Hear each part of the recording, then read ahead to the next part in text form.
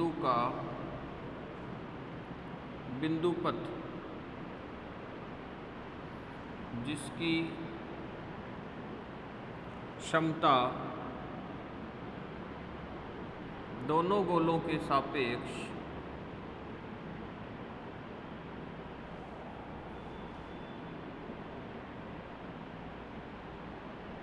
क्या रहती है बेटा?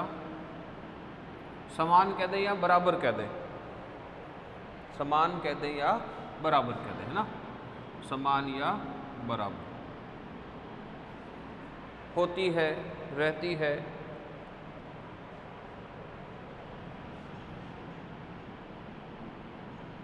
उनका मूल समतल कहलाता है।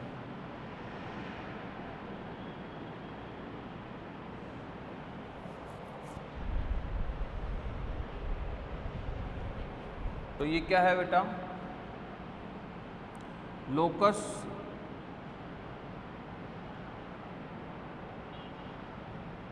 Of A point. ये क्या है बेटा? एक बिंदु का बिंदुपथ है, उस power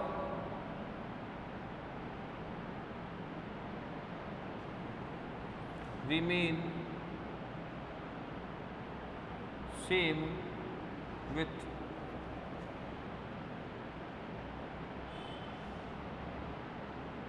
both spheres.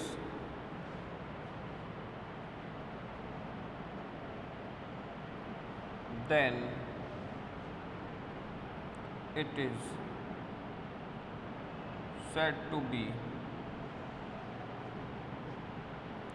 radical plane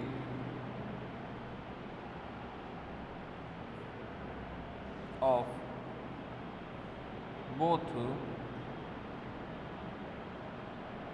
spheres.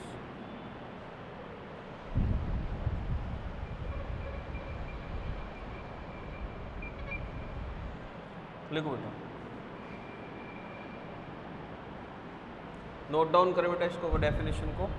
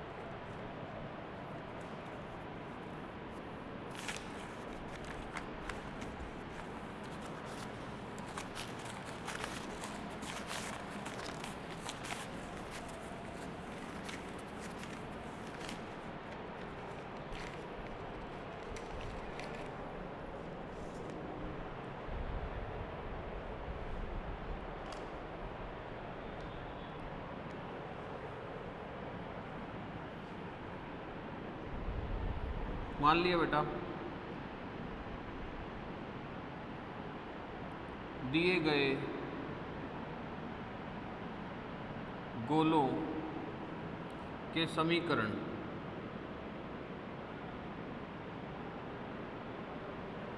Late the equations of given spheres. क्या हो जाए बेटा? एक तो S1 स्पेयर हो गया बेटा, जिसकी इक्वेशन ये लिख ली हमने,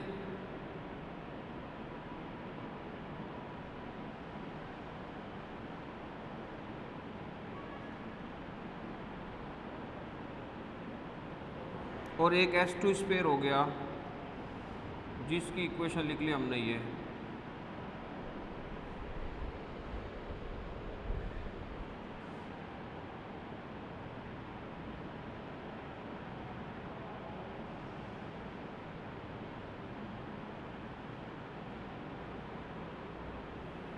अब हमको निकालना बेटा रेडिकल प्लेन। अब हमें निकालना है क्या? Radical plane. तो रेडिकल प्लेन क्या था, आप बताइए। देखिए रेडिकल प्लेन क्या था बेटा।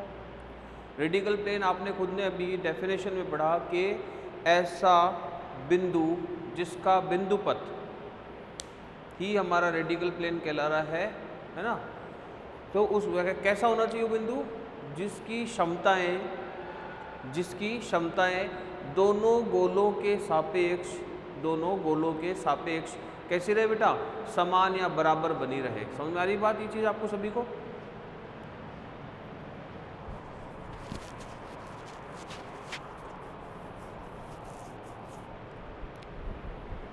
अब मान लिया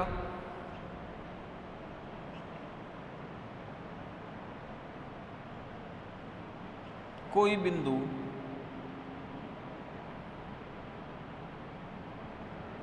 P जिसके कोऑर्डिनेट है बेटा F, G और H इस प्रकार है कि now let a point P F G H is such that कैसा है बेटा कि इसकी जो क्षमताएं है दोनों गोलों के प्रति, दोनों गोलों के सापेक्ष वो कैसी है बेटा, बराबर है। P की गोले एक के सापेक्ष क्षमता बराबर P की गोले दो के सापेक्ष क्षमता।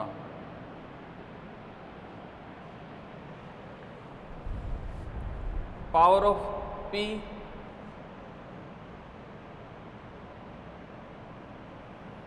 with respect to spare 1 is equal to power of P with respect to spare 2। इस तरह से बेटा तो हमारे पास कंडीशन क्या आएगी, तो हमारे पास कंडीशन क्या आएगी बेटा, पावर ऑफ पॉइंट लिखना है तो क्या हो जाएगा, देखो F square G square H square 2U1F 2V1G 2W1H plus D1 is equal to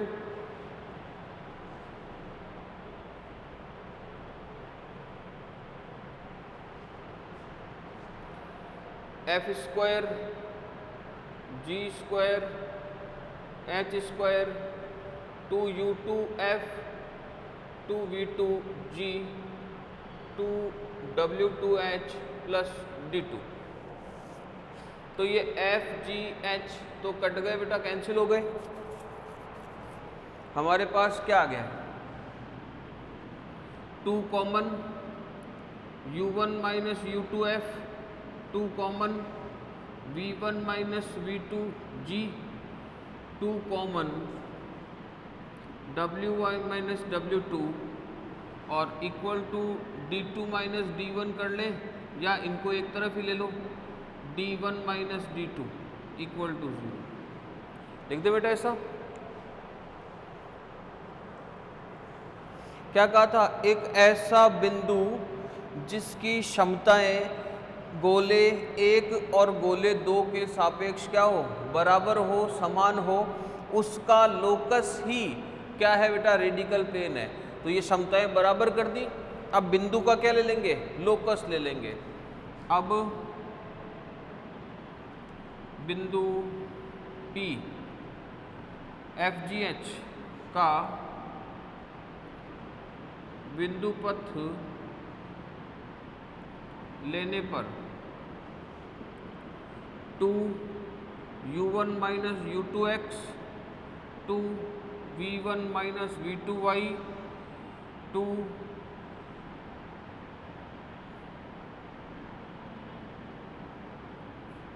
ये लीजिए सर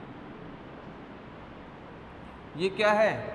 ये अभिष्ट मूल समतल है जो कि दिए गए गोलों के मूल समतल का अभिष्ट समीकरण है, which is the required equation of radical plane of given spheres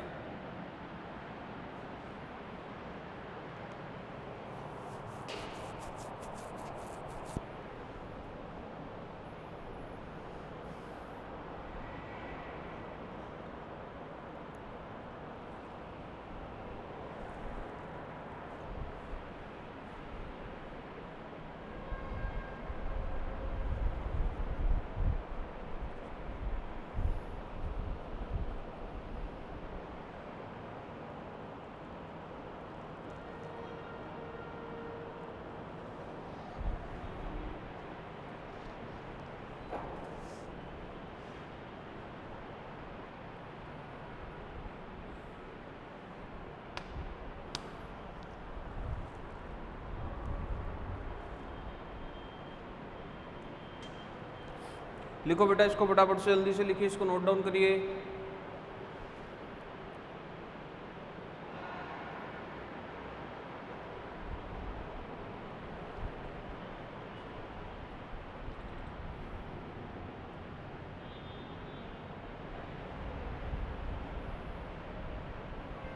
लिख लिया क्या बेटा?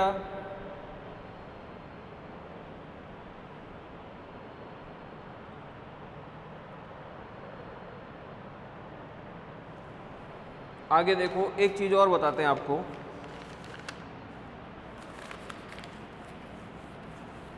एक चीज और देखें,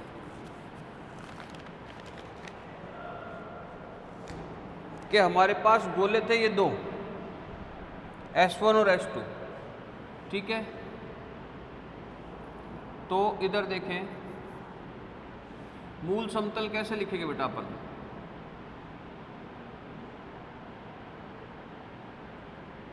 मूल समतल कैसे लिखोगे आप?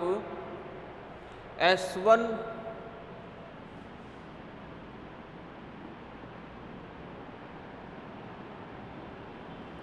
या रेडिकल प्लेन कैसे लिखेंगे बेटा? S1 माइनस S2 बराबर 0। ये देखो, ये S1 है, ये S2 है। इसको लिखेंगे तो x square y square z square plus 2u1x 2v1y 2w1z plus d1 minus x square y square z square 2u2x 2v2y 2w2z minus d2 equal to 0। और यहाँ से देखेंगे कि ये कट जाएंगे बेटा और कॉमन आ जाएंगे, तो ये क्या बन जाएगा? ये इक्वेशन बन जाएगी। तो इससे हमारे को ये भी पता चलता है कि अगर दो मूल ऐसे दो हमें गोले या दो स्पेयर्स दिए हुए हों तो उनका रेडिकल प्लेन या उनका जो मूल समतल है उसको हम सीधे ही घटाकर S1 माइनस S2 करके लिख सकते हैं। लेकिन कंडीशन क्या है, उसके लिए हम एक नोट लिख लेते हैं, ठीक है। एक नोट लिख लेते हैं बेटा अपन।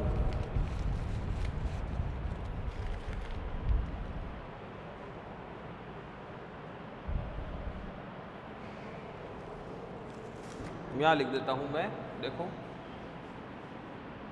यदि दो गोले S1 बराबर 0 S2 बराबर 0 इस प्रकार हो कि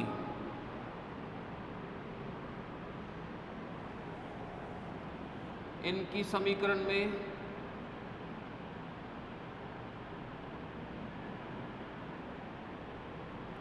x square y square z square के गुणांक एक हो तब if equations of two spheres S1 equal to 0 and S2 equal to 0 is such that the coefficients of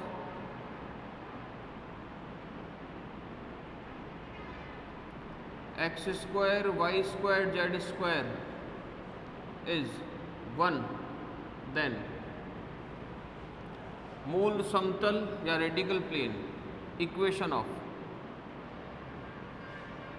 मूल समतल का समीकरण कैसे देंगे बेटा? S1 माइनस S2 बराबर 0, दैट इज यही समीकरण आपके पास वापस आ जाएगा। इसको आप नोट की तरह भी लिख सकते हो, जल्दी से नोट ही कर लो इसको कि अगर दो स्फेयर ऐसे दे रखे हो हमारे को S1 और S2 कि जिनमें x y z x square y square z square के गुणांक समान और एक हो,